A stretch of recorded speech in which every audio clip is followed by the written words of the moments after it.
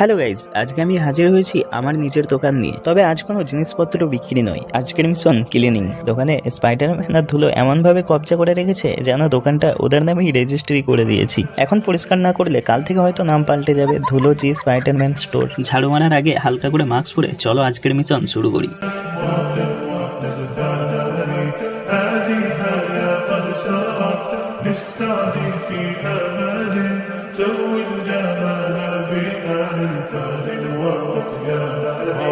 عروسة النور تاج البدر يبرزها نجما يشع بأنوار وأنوار